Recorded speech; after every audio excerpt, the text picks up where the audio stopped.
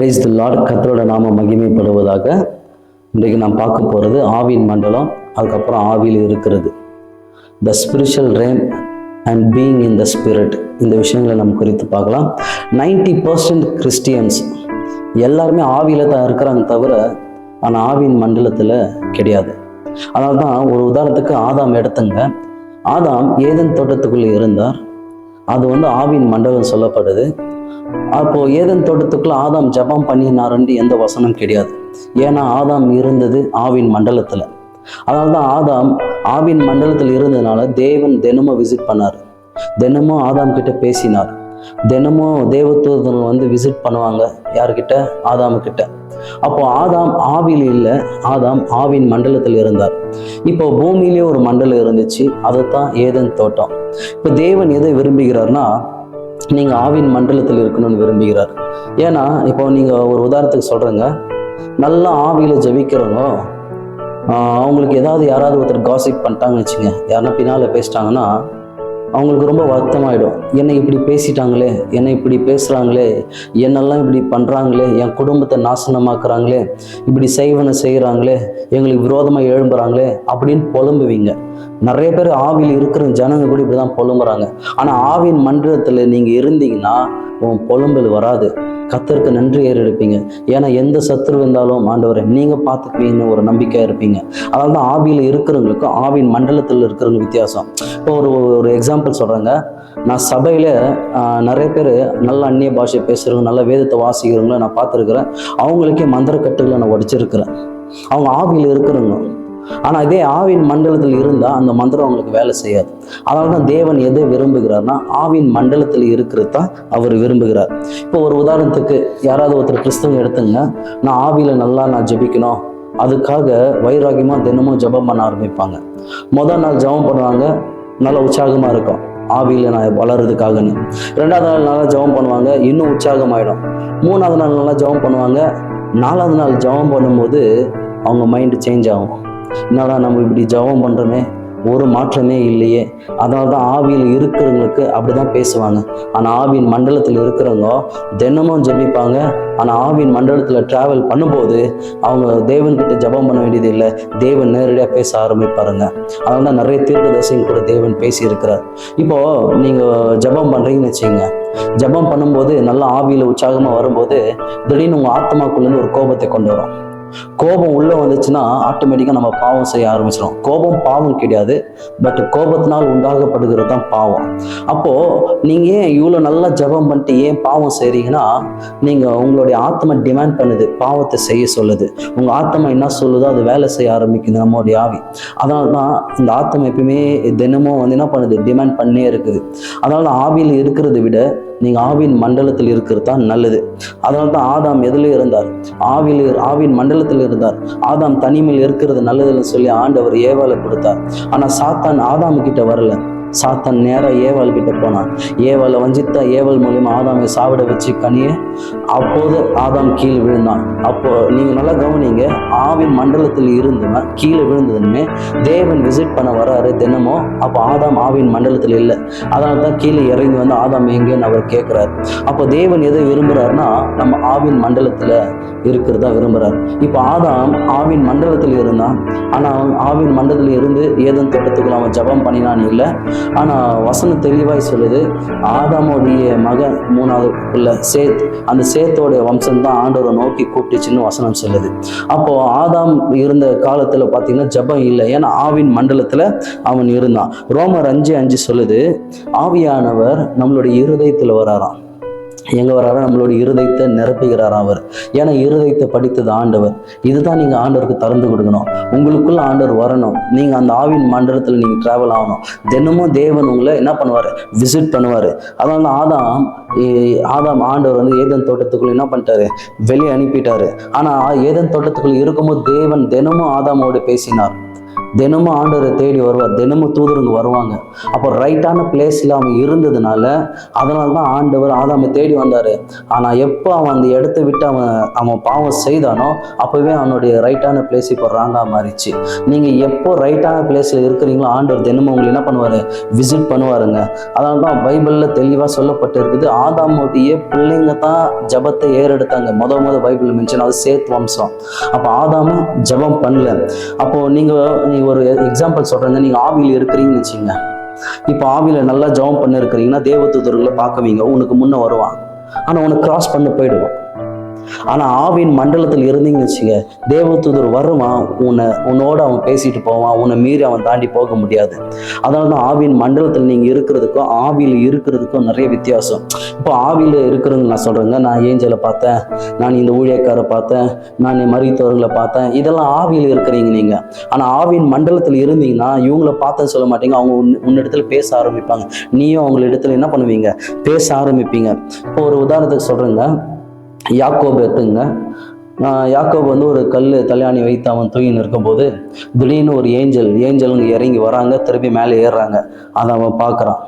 பார்த்ததுமே தேவதூதர் கீழே இருக்கிற தேவதூதர்கிட்ட அவன் யுத்தம் பண்ணினான். அப்போ யுத்தம் பண்ணும்போது இவன் ஜெயித்தான் வசனம் சொல்லுது. அப்போ ஏன் இது நடந்ததுன்னா, இவன் ஆவின் மண்டலத்தில் இருந்தனால தான் தூதரனால இவனால் என்ன பண்ண முடிச்சு, யுத்தம் பண்ண முடிச்சு, அந்த தூதர்களை தொட முடிச்சு.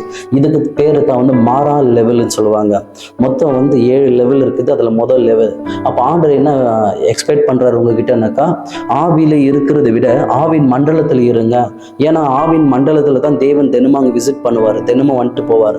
அதனால நிறைய ஊழியக்காரங்க கிட்ட ஆண்டவர் ஏன் பேசுறாருன்னா, அவங்க அந்த மாறா லெவல் அவங்க இருக்கிறதுனால தான். இப்போ ஒரு எக்ஸாம்பிள் நான் சொல்றேங்க, ஆவியில் இருக்கிறவங்களுக்கும் உலகத்தாருக்கும் நிறைய வித்தியாசங்கள் இல்லை, சேம் தான். இப்போ ஆவியில் இருக்கிறவங்க ஒரு எக்ஸாம்பிள் எடுத்துங்க. இன்னைக்கு ஆவியில நல்லா ஜெபம் பண்றவங்க வந்து தீர்மானம் பண்ணுவாங்க, நான் ஸ்மோக்கிங் பண்ண மாட்டேன் அப்படின்னு முடிவு பண்ணிடுவாங்க. 2 நாள் நல்லா ஜெபம் பண்ணுவாங்க, 3ஆவது நாள் என்ன பண்ணுவாங்க, கூட ஆண்டவர் மன்னிச்சுவாருன்ட்டு மறுபடியும் ஸ்மோக்கிங் பண்ணுவாங்க. திரும்பி அவங்க என்ன தீர்மானம் பண்ணுவாங்க ஜபத்துல, ஆண்டவரை நான் இனிமேல் குடிக்க மாட்டேன், நான் ஆல்கஹால் எடுத்துக்கொள்ள மாட்டேன் அப்படின்னு ஜெபம் பண்ணுவாங்க. ஒரு வாரம் இருப்பாங்க, ஆனால் அடுத்த வாரமே பார்த்தீங்கன்னா அதிகமாக குடிக்க ஆரம்பிச்சிருவாங்க. அதனால தான் நீங்கள் ஆவியில் இருக்கிறத விட ஆவின் மண்டலத்தில் இருக்கிறது தான் தேவன் விருப்பப்படுகிறார். அதனால தான் நீங்கள் பாருங்கள், ஆவின் மண்டலத்தில் நீங்கள் ட்ராவல் ஆகணுமா, ஆவின் மண்டலத்தில் இருக்கணுமா, ஒரு 4 திறவுகோல் இருக்குது, the 4 keys to enter into the spiritual realms. அந்த 4 கீ சொல்கிறேன், அதை நீங்கள் பிடிச்சிங்கன்னா நிச்சயமாக கர்த்தர் உங்களை நடத்துவார், நீங்களும் ஆவின் மண்டலத்தில் இருக்கலாம். இப்போ ஒரு எக்ஸாம்பிள் சொல்கிறேங்க, அந்த 4 திறவுகோல் சொல்கிறதுக்கு முன்னே, என்ன அதிகமாக நிறைய பேர் பேசுவாங்க, கேவலமாக பேசுவாங்க, என் கூட பந்தியில் கூட உட்காந்து சாப்பிட்டு இருக்க மாட்டாங்க, என் அன்பு கூட அவங்களுக்கு தெரியாது, ஆனால் பேசுகிறதெல்லாம் அதிகமாக பேசுவாங்க. அப்போ நான் எதுவுமே கண்டுக்க மாட்டேன். ஸ்டார்டிங்கில் புலம்புனேன், ஏன்னா ஆவியில் நல்லா அந்நிய பாஷையில் பேசுவேன். ஆனால் இப்போ அந்த மாறா லெவல், அந்த தான் ஆவின் மண்டலத்துக்குள்ளே நான் ட்ராவல் பண்ணுறதுனால யார் என்ன பேசினாலும் என் காதில் வாங்கிக்கிறதே இல்லை. அதெல்லாம் தட்டி விட்டு நான் ஊழியம் செய்வேன். ஏன்னாக்கா ஆண்டவர் அந்த லெவல் என்னை கொண்டு போயிட்டார். அதனால தான் சொல்கிறேங்க, யார் என்ன பேசினாலும் உங்கள் காது விட்டு கேட்காதீங்க, உங்கள் ஜபத்தின் வாழ்க்கை கெட்டு போயிடும், உங்களுடைய விசுவாசம் கெடுத்துருவாங்க. அதனால தான் யார் என்ன பண்ணாலும் ஒன்றும் ஆக போகிறதில்ல. அதை நீங்கள் அடுத்த கட்டத்துக்கு ஏறதுக்காகத்தான் உங்களுக்கு கேவலமாக பேசுகிறாங்க, ஆனால் அவங்களுக்காக நீங்கள் ஜபம் பண்ணுங்க, அவங்களையும் வெறுக்காதீங்க.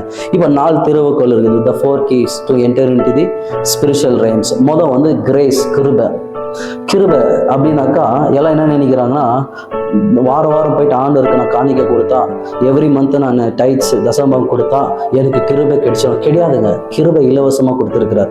ஆண்டவராக இயேசு கிறிஸ்து தான் என்னுடைய சொந்த ரட்சகர், அவர் தான் என்னோட மெய்யான தேவன். 2000 வருஷத்துக்கு முன்னே அவர் பரலோகத்தை இறங்கி வந்து எனக்காக எல்லாத்தையும் செய்து முடித்தவர், என் பாவங்களை சுமந்தவர், என் தரித்திரத்தை சுமந்தவர், எனக்காக சிலுவையில் மரித்தவர், 3ஆம் நாள் உயிர்த்தெழுந்தவர். யார் வாய் திறந்து அறிக்கை செய்கிறானோ அவனுக்குள்ள தேவனோட கிருபை வைக்கப்படுது. அப்ப கிருபை விசுவாசத்தினால் அதை பெற்றுக்கொள்கிறீங்க, அது இலவசமாக கொடுக்கப்பட்டு இருக்குது. இப்போ ஒரு உதாரணத்துக்கு சொல்றேங்க, பழைய ஏற்பாடுல பாவத்தின் சம்பளம் மரணம். பிதாவாக தேவன் அவருடைய கேரக்டர் என்ன தெரியுங்களாங்க, யாராவது பாவம் செய்தா அவர் தண்டிக்கணும். அதனால் நிறைய பேர் பிதா தண்டிச்சிட்டாரு, ஏன்னா பாவத்தின் சம்பளம் மரணம், அது அவருடைய கேரக்டர். அதனால தான் இயேசு கிறிஸ்து என்ன பண்ணார், இந்த பூமிக்கு வந்தார் நமக்காக, நாம் தண்டிக்கப்படக்கூடாதுன்னு.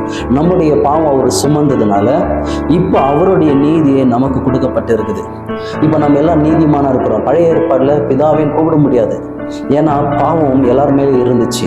ஏன்னா பிதா பார்த்தாருன்னா அடிச்சிருவாரு. ஆனா புதிய ஏற்பாடுல இயேசு கிறிஸ்து நம்ம ஏற்றுக்கொண்டு நம்மளுடைய பாவம் ஒரு சுமந்து தீர்த்ததுனால இப்போ நமக்குள்ள பாவம் இல்லை.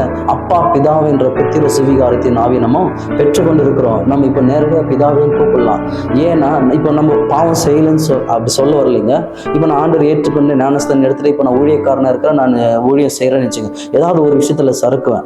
அந்த நேரத்துல பாவத்தின் சம்பளம் மரணம்.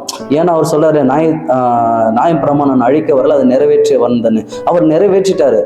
பட் நியாயம் பிரமாணம் அழிக்கப்படலை. ஆனா பாவம் செய்ததுனால இப்ப அவர் பாவத்தை சுமந்ததுனால இனி எனக்குள்ள பாவம் இல்லை அப்படின்னு சொல்லிட்டு நான் மறுபடியும் பாவம் செய்தேன்னா பாவம் தாங்க. பிதா நம்மளை தண்டிச்சுதான் ஆகணும். அவரோட கேரக்டர் தான். அதனால தான் கிருபை நம்மளுக்கு கொடுத்தார் இயேசு கிறிஸ்து சிலுவையிலிருந்து. அந்த கிருபை நம்ம கிட்ட இருக்கிறதுனால இயேசு ஆனவர் பிதாவின் வலது பாசில் அமர்ந்து நமக்காக அவர் பரிந்து பேசி கொண்டு இருக்கிறாராம். இப்ப வரைக்கும் பாருங்க, இப்ப நான் பாவம் செய்துட்டேன்னா பிதா எழுந்துகிறார் என்னை தண்டிக்க.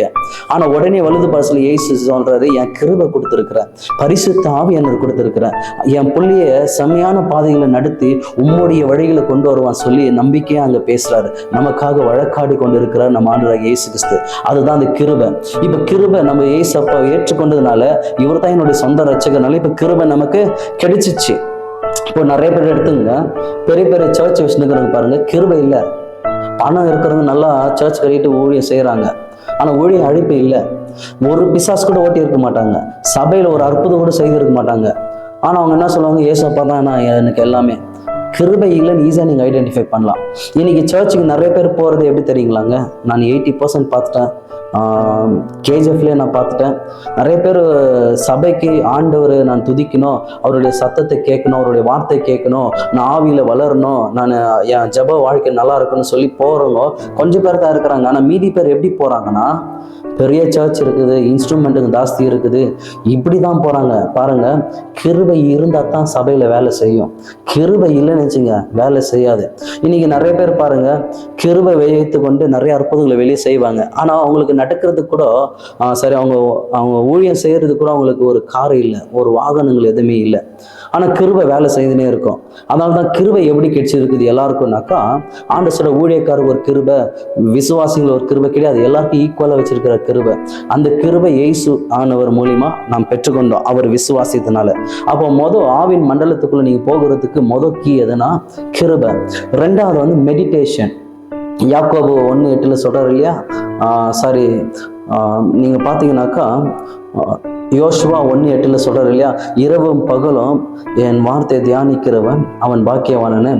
அந்த தியானிக்கிறது மெடிடேஷன், அதுக்கு என்ன சொல்லுவாங்க, ஹீப்ரூல என்ன சொல்லுவாங்க, கிரேக்கர்ல என்ன சொல்லுவாங்கன்னா ஹக்கா அப்படின்னு சொல்லுவாங்க. அப்படின்னா அந்நிய பாஷை. அப்போ இரவும் பகலும் நீங்க என்ன பண்ணணும், அந்நிய பாஷை பேசணும். நீங்க அந்நிய பாஷை பேச பேச பேச பேச நீங்க ஆவின் மண்டலத்தில் டிராவல் ஆகிறதுக்கு 2வது திறவுகோல் நீங்க உங்களுக்கு கிடைக்கப்படுது. 3வது வந்து ப்ரேயர் லைஃப், ஜெப ஜீவியம். உங்க வாழ்க்கை எப்படி இருக்குது ஜெபத்துல? தினமும் ஜெபிக்கிறீங்களா? இன்னைக்கு எல்லாருமே கடுமைக்காக தான் ஜெபிக்கிறாங்க. இப்போ ஏதாவது பிள்ளைங்களுக்கு ஜுரம் வந்துச்சுன்னா ஜெபம் பண்ணுவாங்க, ஆனா அதுக்கப்புறம் ஜெபம் பண்றதை விட்டுருவாங்க. ஏதாவது ஆசீர்வாதம் வேணும்னு ஜெபம் பண்ணுவாங்க, ஆனா ஆசீர்வாதம் கையில வந்ததுனுமே, ஆசீர்வாதத்தை பெற்றுக்கொண்டதுமே ஜெபம் விட்டுருவாங்க. அந்த மாதிரி இருக்கக்கூடாதுங்க. தினமும் ஜெபிக்கணும், தினமும் நீங்க ஜெபிக்கணும், தேவனோட நீங்க பேசணும். அதுதான் 3வது திறவுகோல். 4வது உபவாசம், ஃபாஸ்டிங். நீங்க உபவாசம் எடுக்கும்போது உங்க ஆவி தேவனோட கம்யூனிகேட் ஆகும், அவரோடைய ஒரு ஐக்கியம் வரும், பரிசுத்தாவினுடைய ஒரு ஐக்கியம் வரும். இந்த 4 காரியத்தை நீங்க செய்து பாருங்க, நீங்க ஆவின் மண்டலத்தில் உங்களால் டிராவல் பண்ண முடியும். அதனால ஆண்டவர் இப்படிப்பட்ட கீ நம்மளுக்கு வச்சிருக்கிறாரு. இன்னைக்கு அந்த கிருபை சொன்ன இல்லைங்களா, கிருபை பற்றி. இப்போ கிருபை அப்படின்னு சொல்லும் போது நம்மளுக்கு இலவசமா பெற்றுக்கொண்ட இயேசுவான நம்ம ஏற்றுக்கொண்டதுனால கிருபைக்குள்ள 3 இருக்குது. அந்த 3 என்ன தெரியுங்களாங்க? தினமும் நீங்க அந்நிய பாஷை பேசணும், மெடிடேட் பண்ணணும் அவருடைய வார்த்தை, அதுதான் ஹக்கான்னு சொல்லப்படுது. தினமும் அந்நிய பாஷை பேசணும். ஒரு நாளைக்கு ஒரு 1/2 hour, ஏன் ஒரு 15 minutes அந்நிய பாஷை பேசுங்க. ஆனா இன்னும் நான் நிறைய விஷயங்களை தெரிஞ்சுக்கணும், வெளிப்பாடு வேணும்னா 1 hour ஜெபம் பண்ணுங்க ஒரு நாளைக்கு. அதுதான் நீங்க செய்யணும். கிருபை உள்ள இருந்துச்சுன்னா அந்த கிருபை வேலை செய்யறதுக்கு ஃபர்ஸ்ட் மெடிடேஷன் பண்ணுங்க, டெய்லி அந்நிய பாஷை. 2வது தசம பாகம் கொடுங்க சபையில. இப்போ எல்லாரும் என்ன சொல்றாங்க, சில சபைகளை வந்து பழைய ஏற்பாடே பிடிச்சுன்னு இருப்பாங்க.